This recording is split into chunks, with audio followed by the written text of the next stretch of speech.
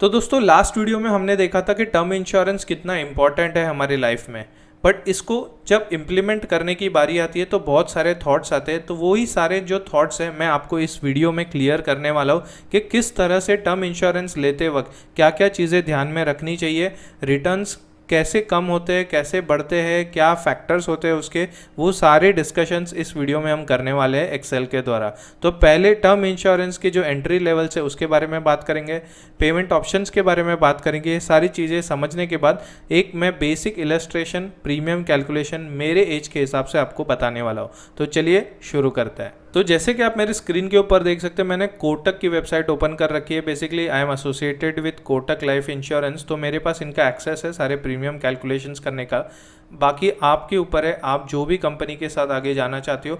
2 या 3 चीज़ें इंपॉर्टेंट है। आप एक सॉल्वेंसी रेशियो चेक करिए, 1.5 से ज़्यादा होना चाहिए एज़ पर IRDA स्टैंडर्ड्स। और आप क्लेम सेटलमेंट रेशियो चेक करिए, वो 99% 98% से ऊपर होना चाहिए। अब basically term insurance is a pure risk premium product. So basically if you are a bread earner of your family, आप पैसा कमा के अपनी फैमिली रन करते हैं, तो आपके लिए ये प्रोडक्ट काफ़ी इंपॉर्टेंट है बिकॉज ये आपकी इनकम को रिप्लेस करता है जब भी आप नहीं हो। जस्ट सोचिए कि in case you are not there, आपकी पूरे फैमिली का जो लिविंग स्टैंडर्ड है वो इससे रिस्क मिटिगेट हो जाता है। यही इंपॉर्टेंस है टर्म इंश्योरेंस का। बेसिकली इकोनॉमिकल रेट्स पे ये इंश्योरेंस स्टार्ट हो जाता है, तो ज़्यादा सोचने की ज़रूरत नहीं है। सिर्फ प्रीमियम कैलकुलेशंस और क्या चीज़ें हमें कंसिडर करनी है जब भी टर्म इंश्योरेंस ले रहे, वो इस वीडियो में हम देखेंगे। अब बात करते हैं एलिजिबिलिटी की, कौन ये यहाँ पे टर्म इंश्योरेंस ले सकता है। तो बेसिकली यहाँ पे एंट्री एज देख सकते हो 18 ईयर्स है। आपको बताना चाहूँगा कि आपकी सैलरी मिनिमम 3 लाख प्लस होनी चाहिए। अगर आप सैलरीड हो तो तभी आप टर्म इंश्योरेंस ले सकते हो। यहाँ पे आप देख सकते हो मैक्सिमम एज 65 ईयर्स तक आप ले सकते हो अगर आप लिमिटेड पे ऑप्शन के लिए नहीं जा रहे हो तो। बट अगर लिमिटेड पे वाले ऑप्शन के लिए जा रहे हो तो 50 ईयर्स तक ही आप टर्म इंश्योरेंस के लिए अप्लाई कर सकते हो। यहाँ पे आप देख सकते हो मैच्योरिटी एज क्या है, minimum 23 years, maximum 85 years and 75 years, depends on your plan. अब यहाँ पे प्रीमियम पेमेंट ऑप्शन देख सकते हो, रेगुलर प्रीमियम मतलब एनुअली, मंथली, हाफ ईयरली, इस तरह से आप पे कर सकते हो। लिमिटेड प्रीमियम मतलब एनुअली एक ही बार आप पेमेंट कर सकते हो, ऐसे लिमिटेड 5 ईयर्स, 7 ईयर्स, 10 ईयर्स के लिए आप पे कर सकते हो, या 15 ईयर्स सिंगल पे एक साथ पूरा प्रीमियम पे कर सकते हो। पेमेंट मोड जैसे मैंने बताया, हाफ ईयरली, क्वार्टरली, मंथली, सारी चीज़ें अवेलेबल है, एनुअली भी भर सकते हो। बेसिक सम एश्योर्ड की बात करें तो आप देख सकते हो 25 लाख से कवर स्टार्ट होता है and it goes till 1 CR, या उससे ऊपर भी जा सकते हो, देयर इज़ नो लिमिट। और यहाँ पे पेमेंट ऑप्शंस 5, 7, 10 साल, 15 साल ऐसे लिमिटेड पे में आप अप्लाई कर सकते हो। तो जैसे कि मैंने कहा था, हम लोग एक्सेल में एक वर्किंग करके देखेंगे कि किस तरह से मुझे सिलेक्शन करना है अपने टर्म इंश्योरेंस का। तो मेरा नाम मैंने यहाँ पे लिखा है, एज लिखा है, मैंने रिस्क कवर अपने सैलरी का इंटू 15 टाइम्स पकड़ा है। लेट से मेरा सैलरी अगर 5 lakhs है तो मैंने रिस्क कवर जो है इंटू 20 पकड़ लिया है, दैट इज़ 1 करोड़ रुपीज़। यहाँ पे आप देख सकते हो परमानेंट डिसेबिलिटी राइडर, मैंने 10% ऑफ डेथ बेनिफिट यहाँ पे पकड़ रखा है। ओके और उसके बाद अगर क्रिटिकल इलनेस राइडर की बात करें तो वो भी मैंने 10% पकड़ रखा है। तो ये दोनों इंपॉर्टेंट चीज़ें। और कितने साल तक है, परमानेंट डिसेबिलिटी राइडर 40 ईयर्स तक और क्रिटिकल इलनेस राइडर 45 ईयर्स तक। तो अगर मैं कैलकुलेशन करूँ with permanent disability rider and critical illness rider, अब क्रिटिकल इलनेस राइडर क्या है मैं वो बता देता हूँ। क्रिटिकल इलनेस राइडर ये चीज़ होती है जिसमें आपको हार्ट अटैक आ गया, आप ब्लाइंड हो गए, आपके लंग में प्रॉब्लम हो गया, लीवर फेल हो गया, किडनी फेल हो गई, पार्किंसन डिसीज़ हो गया, ऐसे 37 क्रिटिकल इलनेसेस कवर होते हैं इसके अंदर। तो ऐसी कोई भी चीज़ हो जाती है तो फिर क्रिटिकल इलनेस राइडर में आपको 10 लाख रुपीज़ जो है, जो यहाँ पे आपने कैलकुलेशन करके प्रीमियम पे किया है, वो 10 लाख रुपीज़ आपको मिल जाते हैं। बट प्रीमियम कंटिन्यू रहेगा till the age of policy maturity. But permanent disability rider में क्या होता है, आपका अगर कोई एक्सीडेंट होके आपका हाथ कट गया या फिर पैर कट गया या परमानेंटली कोई भी पार्ट डिसेबल हो गया, तो उस केस में आपको 10 लाख रुपीज़ रिसीव होते हैं। बट प्रीमियम जो है आगे का वेव ऑफ हो सकता है अगर आप पॉलिसी में सिक्योर प्लस वाला जो ऑप्शन है उसमें जाते हो तो ये चीज़ें इंपॉर्टेंट है, क्रिटिकल है। जब भी आप रिस्क ट्रांसफ़र कर रहे हो ये दोनों चीज़ों को माइंड में रख के कर सकते हो।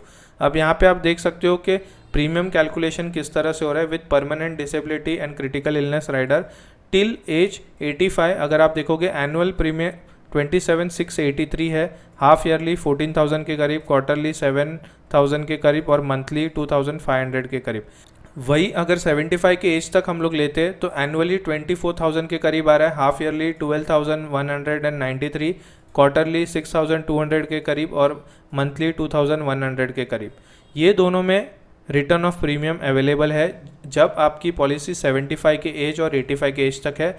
बट रिटर्न आप क्लेम कब कर सकते हो, 60 के एज पे ही एक विंडो मिलता है जहाँ पे आप रिटर्न क्लेम कर सकते हो, और रिटर्न कितना आएगा वो भी मैं बताने वाला हूँ आपको। यहाँ पे नो रिटर्न मतलब 60 के एज पे अगर आप पॉलिसी एंड करते हो या मतलब आपका टर्म इंश्योरेंस स्टिल 60 के एज तक ही है तो आपका एनुअल प्रीमियम कम हो जाता है 18,272, हाफ ईयरली 9,318, क्वार्टरली 4,750 और मंथली 1,607 मतलब 1,600 रुपये के करीब। बट यहाँ पे पैसा रिटर्न नहीं होगा। यहाँ पे आप कैलकुलेशन देख सकते हो, जैसे आपको रिटर्न क्लेम करना है तो बेस प्रीमियम जो है यहाँ पे 27,683 आपने बढ़ा, but base premium before GST 16,900 है। वही 75 के एज पे 23,907 भर रहे थे, 13,700 बेस प्रीमियम है, और 60 के एज पे 18,272 भर रहे थे तो 10,800 बेस प्रीमियम है।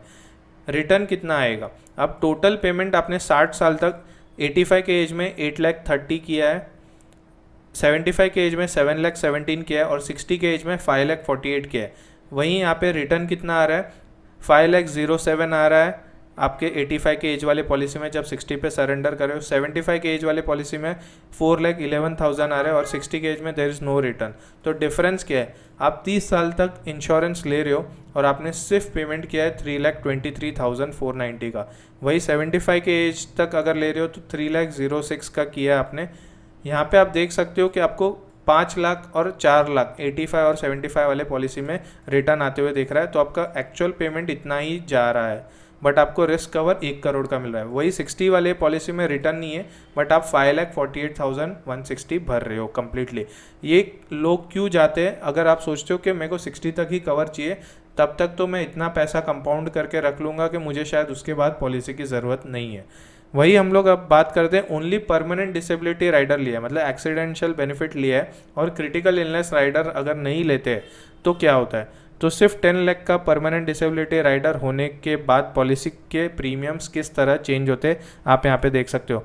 अगर 85 के एज तक मैंने पॉलिसी ली है तो एनुअली मेरा पहले 27,600 था, यहाँ पे देख सकते हो 20,400 पे आ गया है।